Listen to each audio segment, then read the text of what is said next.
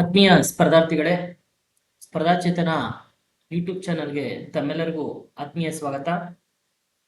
ಆತ್ಮೀಯ ಸ್ಪರ್ಧಾರ್ಥಿಗಳೇ, ಪ್ರತಿನಿತ್ಯ ಕೂಡ ನಮ್ಮ ಸಂಸ್ಥೆಯ ವತಿಯಿಂದ ಯೂಟ್ಯೂಬ್ ಚಾನಲ್ಗೆ ಸಂಬಂಧಪಟ್ಟಂತೆ ಪ್ರತಿ ದಿವಸ ಕೂಡ ಒಂದು 5ರಿಂದ 10 ಕ್ವಶನ್ಸ್ಗಳ ಬಗ್ಗೆ ಇಲ್ಲಿ ನಾವು ಚರ್ಚೆ ಮಾಡ್ತಾ ಹೋಗ್ತೀವಿ.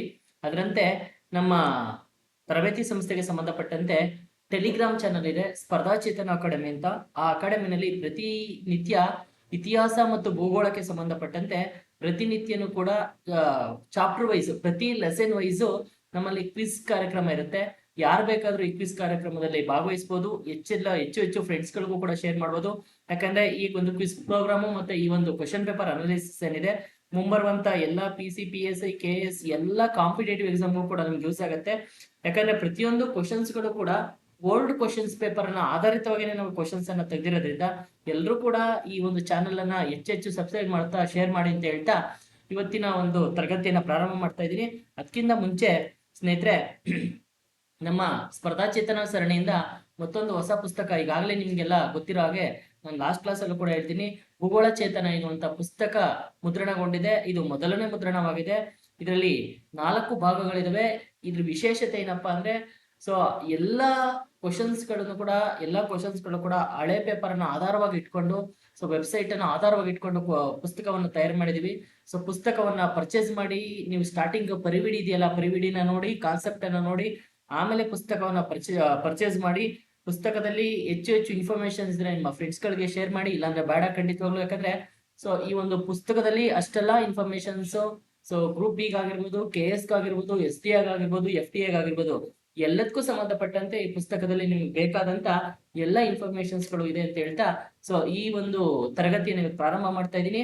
ಸೊ ಈ ಒಂದು ತರಗತಿಗೆ ಸಂಬಂಧಪಟ್ಟಂತೆ ಫಸ್ಟ್ ಕ್ವಶನ್ಸ್ ನಿಮ್ಗೆ ಏನ್ ಸಿಗುತ್ತಪ್ಪ ಅಂದ್ರೆ, ನೋಡಿ ಕ್ವಶನ್ ಏನ್ ಹೇಳ್ತಿದ್ರೆ, ಬಾಂಗ್ಲಾದೇಶ ಮತ್ತು ಭಾರತದ ನಡುವೆ ಪರಕ ಒಪ್ಪಂದ ಕೆಳಗಿನ ಯಾವುದಕ್ಕೆ ಸಂಬಂಧಪಟ್ಟಿದೆ ಅಂತೇಳಿ ಇದು IAS ಅಲ್ಲಿ 1980 ನಲ್ಲಿ ಕೇಳಿರುವಂತ ಕ್ವಶನ್. ನೋಡಿ, ನಿಮ್ಗೆ ಇಲ್ಲಿ ಭಾರತ ಮತ್ತು ಬಾಂಗ್ಲಾದೇಶದ ನಡುವೆ ನದಿಗಳಿಗೆ ಸಂಬಂಧಪಟ್ಟಂತೆ ವಿವಾದ ಇದೆ ಅಂದಾಗ ಕೆಲವರು ಸೊ ಗಂಗಾ ನದಿಯ ವಿವಾದ ಭಾರತ ಮತ್ತು ಬಾಂಗ್ಲಾದೇಶದ ನಡುವೆ ಇದೆ ಅಂತ ಹೇಳ್ಬಿಡ್ತಾರೆ. ಬಟ್ ಇದು ಎಕ್ಸಾಕ್ಟ್ ಆಗಿ ಭಾರತ ಮತ್ತು ಬಾಂಗ್ಲಾದೇಶದ ನಡುವೆ ವಿವಾದ ಇದೆ. ಯಾವ ವಿವಾದ ಇದೆಯಪ್ಪ ಅಂದ್ರೆ, ಪರಕ್ಕ ಅಣೆಕಟ್ಟಿನ ವಿವಾದ ಇದೆ. ಸೊ ಈ ಒಂದು ಪರಕ್ಕ ಅಣೆಕಟ್ಟಿನ ವಿವಾದವನ್ನ ಯಾವುದಕ್ಕೆ ಸಂಬಂಧಪಟ್ಟಂತ ವಿವಾದ ಅಂತ ಕೇಳಿದ್ದೇನೆ. ಸೊ ಫಸ್ಟ್ ಆಪ್ಷನ್ ಅಲ್ಲಿ ಹೇಳ್ತಾ ಇದೆ ಶಾಂತಿ ಒಪ್ಪಂದ ಅಂತ. ಆಪ್ಷನ್ ಬಿ ಗಡಿಗಳಿಗೆ ಸಂಬಂಧಪಟ್ಟಂತ ಪರಸ್ಪರ ತಿಳುವಳಿಕೆ ಅಂತ. ಆಪ್ಷನ್ ಸಿ ಮುಕ್ತ ವ್ಯಾಪಾರ ಅಂತ. ಆಪ್ಷನ್ ಡಿ ಗಂಗಾ ನದಿಯ ನೀರಿನ ಹಂಚಿಕೆ ಅಂತ ಹೇಳ್ತಾ ಇದೆ. ಹಾಗಾಗಿ ಈ ಒಂದು ಪರಕ್ಕ ಅಣೆಕಟ್ಟಿನ ಒಂದು ಒಪ್ಪಂದ ಅಥವಾ ವಿವಾದ ಅನ್ನೋದು ಭಾರತ ಬಾಂಗ್ಲಾದೇಶದ ನಡುವೆ ಇದೆ. ಯಾವುದಕ್ಕೆ ಸಂಬಂಧಪಟ್ಟಿದೆ ಇದೆಯಪ್ಪ ಅಂದ್ರೆ, ಗಂಗಾ ನದಿಯ ನೀರನ್ನ ಹಂಚಿಕೆ ಮಾಡಿಕೊಳ್ಳುವಂತ ವಿಚಾರದಲ್ಲಿ ಈ ಒಪ್ಪಂದ ಭಾರತ ಮತ್ತು ಬಾಂಗ್ಲಾದೇಶದ ನಡುವೆ ಈ ಒಪ್ಪಂದ ಏರ್ಪಟ್ಟಿದೆ ಅಂತ ನಾವು ಹೇಳ್ತಾ ಹೋಗ್ತೀವಿ. ಹಾಗಾಗಿ ಇದಕ್ಕೆ ರೈಟ್ ಆನ್ಸರ್ ಬಂದು ನಾವು ಯಾವ್ದನ್ನ ಸೆಲೆಕ್ಟ್ ಮಾಡ್ತೀವಪ್ಪ ಅಂದ್ರೆ, ಆಪ್ಷನ್ ಡಿ ಇದಕ್ಕೆ ಸರಿಯಾದಂತ ಉತ್ತರ ಆಗುತ್ತೆ ಸ್ನೇಹಿತರೆ. ಸೊ ಮುಂಬರುವಂತ ಎಲ್ಲಾ ಕಾಂಪಿಟೇಟಿವ್ ಎಕ್ಸಾಮ್ಗೂ ಕೂಡ ಯೂಸ್ ಆಗಿರೋದ್ರಿಂದ ಸೊ ಈ ಕ್ವಶನ್ಸ್ ಬಗ್ಗೆ ನೀವು ಸ್ವಲ್ಪ ಅನಾಲಿಸಿಸ್ ಮಾಡ್ಬೇಕಾಗತ್ತೆ. ಓಕೆ, ಇದಾದ್ಮೇಲೆ ನಾವು ಎರಡನೇ ಕ್ವಶನ್ ಅನ್ನ ಯಾವ್ದು ನೋಡ್ತೀವಪ್ಪ ಅಂದ್ರೆ, ನೋಡಿ ಚಂಬಲ್. ಎರಡನೇ ಕ್ವಶನ್ ನಾವು ಯಾವ್ದನ್ನ ನೋಡ್ತೀವಪ್ಪ ಅಂದ್ರೆ, ಚಂಬಲ್ ನದಿಯು ಈ ಕೆಳಗಿನ ಯಾವ ರಾಜ್ಯಗಳ ಮೂಲಕ ಹರಿಯುತ್ತದೆ ಅಂತ. ಇದು ಕೂಡ IAS ಕ್ವಶನ್. ಬಟ್ 1982 ನಲ್ಲಿ ಕೇಳಿರುವಂತ IAS ಕ್ವಶನ್. ಚಂಬಲ್ ನದಿಯು ಈ ಕೆಳಗಿನ ಯಾವ ರಾಜ್ಯಗಳ ಮೂಲಕ ಹರಿಯುತ್ತೆ ಅಂದ್ರೆ, ನೋಡಿ ಆಪ್ಷನ್ ನಿಮ್ಗೆ ಇಲ್ಲಿ ಡಿಸ್ಪ್ಲೇ ಆಗ್ತಾ ಇದೆ. ಆಪ್ಷನ್ ಯಾವ್ದಪ್ಪ ಅಂದ್ರೆ, ಆಪ್ಷನ್ ಎ ನಾವ್ ಯಾವ್ದನ್ನ ಹೇಳ್ತೀವಪ್ಪ ಅಂದ್ರೆ, ಆಪ್ಷನ್ ಎ ಮಹಾರಾಷ್ಟ್ರ, ಗುಜರಾತ್, ಮಧ್ಯಪ್ರದೇಶ ಅಂತ. ಇನ್ನು ಆಪ್ಷನ್ ಬಿ ಹೇಳುತ್ತೆ ಉತ್ತರ ಪ್ರದೇಶ, ಮಧ್ಯಪ್ರದೇಶ, ಒರಿಸ್ಸಾ ಅಂತ ಹೇಳುತ್ತೆ. ಸೊ ಒರಿಸ್ಸಾ ಅಂತ ಹೇಳುತ್ತೆ. ಇನ್ನು ಮೂರನೇದು ಯಾವ್ದು ಹೇಳುತ್ತೆ, ಉತ್ತರ ಪ್ರದೇಶ, ಮಧ್ಯಪ್ರದೇಶ, ರಾಜಸ್ಥಾನ ಅಂತ ಹೇಳುತ್ತೆ. ಇನ್ನು ಆಪ್ಷನ್ ಡಿ ಉತ್ತರ ಪ್ರದೇಶ, ಮಧ್ಯಪ್ರದೇಶ, ಒರಿಸ್ಸಾ ಅಂತ ಹೇಳುತ್ತೆ. ಹಾಗಾದ್ರೆ ಸ್ನೇಹಿತರೆ, ಇಲ್ಲಿ ಚಂಬಲ್ ಅಂತ ಬಂದಾಗ ನಿಮಗೆ ಗೊತ್ತಿರ್ಲಿ, ಚಂಬಲ್ ಅನ್ನೋದು ಯಾವ ನದಿಯ ಉಪನದಿನಪ್ಪ ಅಂದ್ರೆ, ಇದು ಯಮುನಾ ನದಿಯ ಉಪನದಿ. ಇಂಥ ಚಂಬಲ್ ನದಿ ನಮ್ಗೆ ಪ್ರಮುಖವಾಗಿ ಎಲ್ಲಿ ಹುಟ್ಟುತ್ತಪ್ಪ ಅಂದ್ರೆ, ಮಧ್ಯಪ್ರದೇಶದ ಮೋನಲ್ಲಿ ಹುಟ್ಟುತ್ತೆ. ಎಲ್ಲಿ ಹುಟ್ಟುತ್ತೆ? ಮಧ್ಯಪ್ರದೇಶದ ಮೋನಲ್ಲಿ ಹುಟ್ಟುವಂತ ಚಂಬಲ್ ನದಿ ಯಾವ ರಾಜ್ಯಗಳ ಮೂಲಕ ಹರಿಯುತ್ತಪ್ಪ ಅಂದ್ರೆ, ಸೊ ನಿಮ್ಗೆ ಗೊತ್ತಿರ್ಲಿ, ಇಲ್ಲಿ ಆಪ್ಷನ್ಸ್ ಯಾವ್ದಿದೆಯಪ್ಪ ಅಂದ್ರೆ, ಸಿ ಉತ್ತರ ಪ್ರದೇಶ, ಮಧ್ಯಪ್ರದೇಶ, ರಾಜಸ್ಥಾನ ಅನ್ನೋದು ಏನಿದೆ, ಆಪ್ಷನ್ ಸಿ ಇದಕ್ಕೆ ರೈಟ್ ಆನ್ಸರ್ ಆಗತ್ತೆ. ಯಾಕಪ್ಪ ಅಂದ್ರೆ ಇದು ಉಗಮವಾಗೋದು ಮಧ್ಯಪ್ರದೇಶದಲ್ಲಿ ಮೋನಲ್ಲಿ. ಮಧ್ಯಪ್ರದೇಶದಲ್ಲಿ ಉಗಮವಾದಂತ ಈ ನದಿಗೆ ಮಧ್ಯಪ್ರದೇಶದಲ್ಲೇ ಒಂದು ಅಣೆಕಟ್ಟನ್ನ ಕಟ್ಟಿದ್ದಾರೆ. ಯಾವ್ದಪ್ಪ ಈ ನದಿಗೆ ಮಧ್ಯಪ್ರದೇಶದಲ್ಲಿ ಕಟ್ಟಿರೋದು ಅಂದ್ರೆ, ಇದನ್ನ ನಾವು ಗಾಂಧಿ ಸಾಗರ ಅಥವಾ ಮಹಾತ್ಮ ಗಾಂಧೀಜಿ ಅಣೆಕಟ್ಟು ಅಂತ ಕಟ್ತೀವಿ. ಮಧ್ಯಪ್ರದೇಶದ ನಂತರ ಚಂಬಲ್ ಎನ್ನುವಂತ ನದಿ ಎಲ್ಲಿಗೆ ಹೋಗುತ್ತಪ್ಪ ಅಂದ್ರೆ, ಡೈರೆಕ್ಟ್ ಆಗಿ ರಾಜಸ್ಥಾನ ರಾಜ್ಯಕ್ಕೆ ಹೋಗುತ್ತೆ. ಈ ರಾಜಸ್ಥಾನ ರಾಜ್ಯಕ್ಕೆ ಹೋದಾಗ ರಾಜಸ್ಥಾನ ರಾಜ್ಯದಲ್ಲಿ ಈ ಒಂದು ಚಂಬಲ್ ನದಿಗೆ ಪ್ರಮುಖವಾಗಿ 3 ಅಣೆಕಟ್ಟುಗಳನ್ನ ಕಟ್ಟಿದ್ದಾರೆ. ಯಾವ್ದಪ್ಪ ಅಂದ್ರೆ 3 ಅಣೆಕಟ್ಟುಗಳು, ಒಂದು ನೆಹರು ಅಣೆಕಟ್ಟು ಅಂತ, ಮೂರನೇದು ಕೋಟಾ ಬ್ಯಾರೇಜ್ ಅಂತ, ನಾಲ್ಕನೇದು ರಾಣಾ ಪ್ರತಾಪ ಸಾಗರ ಎನ್ನುವಂತ 4 ಅಣೆಕಟ್ಟುಗಳನ್ನ ಚಂಬಲ್ ನದಿ ಕಟ್ಟಿದ್ದಾರೆ.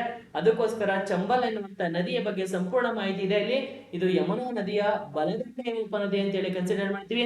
ಇದಕ್ಕೋಸ್ಕರ ಇಲ್ಲಿ ಆಪ್ಷನ್ ಸಿ ನಮಗೆ ಸರಿಯಾದಂತ ಉತ್ತರ ಅಂತ ನೋಡಿ. ಯಾವ್ದನ್ನ ಕನ್ಸಿಡರ್ ಮಾಡ್ತೀವಪ್ಪ ಅಂದ್ರೆ ಆಪ್ಷನ್ ಸಿ ಯನ್ನ ನೋಡಿ. ಇದು ತಪ್ಪಾಗುತ್ತೆ. ಆಪ್ಷನ್ ಎ ತಪ್ಪು, ಆಪ್ಷನ್ ಬಿ ತಪ್ಪು, ಆಪ್ಷನ್ ಡಿ ತಪ್ಪು. ಇಲ್ಲಿ ಸರಿಯಾದಂತ ಉತ್ತರ ಅಂತ ಹೇಳಿ ನಾವು ಯಾವ್ದನ್ನ ಕನ್ಸಿಡರ್ ಮಾಡ್ತೀವಪ್ಪ ಅಂದ್ರೆ ಉತ್ತರ ಪ್ರದೇಶ, ಮಧ್ಯಪ್ರದೇಶ, ರಾಜಸ್ಥಾನ. ಕ್ರಮವಾಗಿ ಬರ್ಬೇಕು ಅಂದ್ರೆ ಮಧ್ಯಪ್ರದೇಶ, ರಾಜಸ್ಥಾನ ಮತ್ತು ಉತ್ತರ ಪ್ರದೇಶದಲ್ಲೇ ಹೋಗಿ ಚಂಬಲ್ ನದಿ ಯಮುನಾ ನದಿಯನ್ನ ಸೇರುತ್ತೆ. ಆ ಕಾರಣಕ್ಕೋಸ್ಕರ ಆಪ್ಷನ್ ಸಿ ಇಲ್ಲಿ ಸರಿಯಾದಂತ ಉತ್ತರ ಅಂತ ಹೇಳಿ ಕನ್ಸಿಡರ್ ಮಾಡ್ತೀವಿ.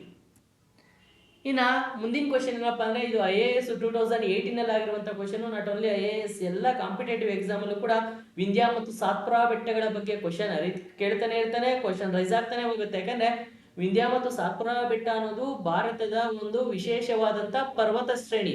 ಯಾಕಪ್ಪ ಅಂದ್ರೆ ವಿಂಧ್ಯ ಮತ್ತು ಸಾತ್ಪುರ ಪರ್ವತ ಶ್ರೇಣಿಗಳು ಭಾರತವನ್ನ ಉತ್ತರ ಭಾರತ ಮತ್ತು ದಕ್ಷಿಣ ಭಾರತವಾಗಿ ವಿಭಾಗ ಮಾಡುವಂತಹ ಪರ್ವತ ಶ್ರೇಣಿ ಏನಿದೆ, ಈ ಒಂದು ವಿಂಧ್ಯ ಮತ್ತು ಸಾತ್ಪುರ ಬೆಟ್ಟಗಳ ಪರ್ವತ ಶ್ರೇಣಿ ಅಂದ್ರೆ ಇದು ಬೆಟ್ಟಗಳ ಸಾಲು.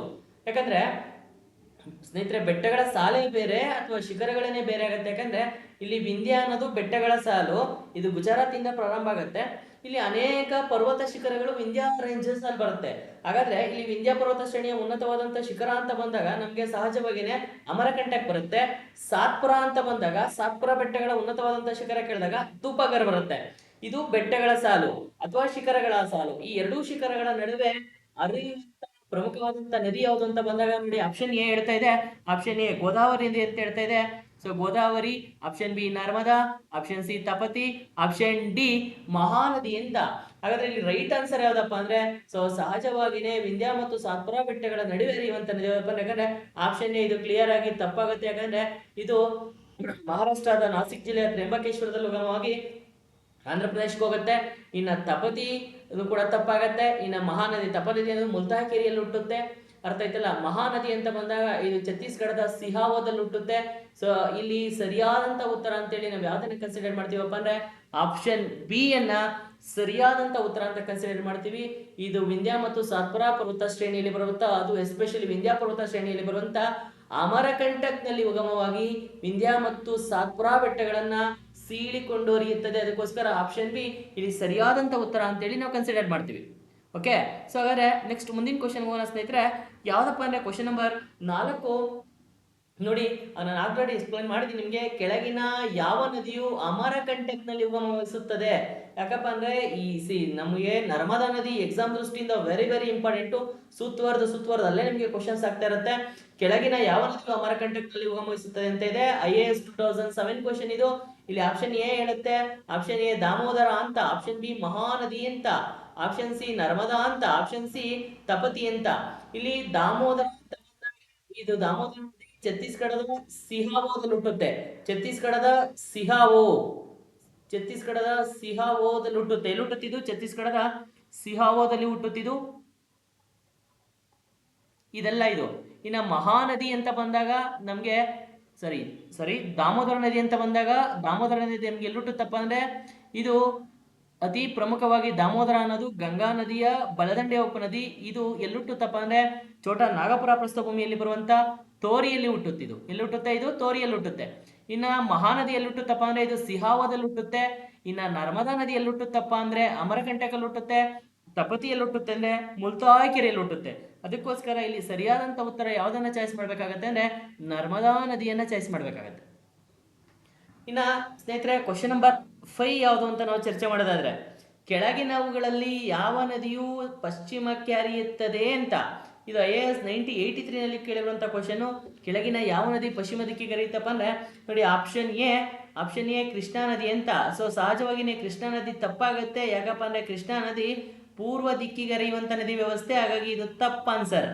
ಇನ್ನು ಆಪ್ಷನ್ ಬಿ ಕಾವೇರಿ ಅಂತ ಇದೆ. ಕಾವೇರಿನೂ ಸಹ ಪೂರ್ವ ದಿಕ್ಕಿಗೆ ಹರಿಯುವಂತ ನದಿ, ಇದು ಸಹ ತಪ್ಪಾಗತ್ತೆ. ಇನ್ನು ಆಪ್ಷನ್ ಸಿ ನೋಡೋಣ. ಅದಕ್ಕಿಂತ ಮುಂಚೆ ಆಪ್ಷನ್ ಡಿ ನೋಡೋಣ. ಮಹಾನದಿ ಅಂತ ಇದೆ. ಮಹಾನದಿಯು ಸಹ ಭಾರತದ ಪೂರ್ವ ದಿಕ್ಕಿಗೆ ಹರಿಯುವಂತ ನದಿ, ಅದಕ್ಕೋಸ್ಕರ ಈ ಆಪ್ಷನ್ ತಪ್ಪಾಗತ್ತೆ. ಇಲ್ಲಿ ರೈಟ್ ಆನ್ಸರ್ ಬಂದು ಯಾವ್ದಿದೆಯಪ್ಪ ಅಂದ್ರೆ ಯಾವುದು ಪಶ್ಚಿಮ ದಿಕ್ಕಿಗೆ ಹರಿಯುವಂತ ನದಿ ಅಂತ ಬಂದಾಗ ಇದು ನಾವು ನರ್ಮದಾ ನದಿಯನ್ನ ಕನ್ಸಿಡರ್ ಮಾಡ್ತೀವಿ. ಇದು ಎಲ್ಲಿ ಹುಟ್ಟುತ್ತಪ್ಪ ಅಂದ್ರೆ ನರ್ಮದಾ ನದಿಯ ಉಗಮ ಸ್ಥಳ ಬಂದಾಗ ಅಮರಕಂಟಕ್ ಪ್ರಸ್ಥಭೂಮಿಯಲ್ಲಿ ಉಗಮವಾಗಿ ಮಧ್ಯಪ್ರದೇಶ, ಮಹಾರಾಷ್ಟ್ರ, ಗುಜರಾತ್ ರಾಜ್ಯಗಳಲ್ಲಿ ಒಟ್ಟು 1311 ಕಿಲೋಮೀಟರ್ ಉದ್ದ ಹರಿದು ಸೊ ಗುಜರಾತ್ನ ಭರೂಚ್ ಬಳಿ ಹೋಗಿ ಇದು ಅರಬ್ಬ ಸಮುದ್ರವನ್ನ ಸೇರ್ಕೊಳ್ಳುತ್ತೆ ಸ್ನೇಹಿತರೆ. ಹಾಗಾಗಿ ಈ ಕೆಳಗೆ ಕೊಟ್ಟಿರುವಂತ ಆಪ್ಷನ್ಸ್ ಅಲ್ಲಿ ಸರಿಯಾದಂತ ಉತ್ತರ ಯಾವುದು ಅಂತ ಬಂದಾಗ ನಾವು ನರ್ಮದಾ ನದಿಯನ್ನ ನಾವು ಕನ್ಸಿಡರ್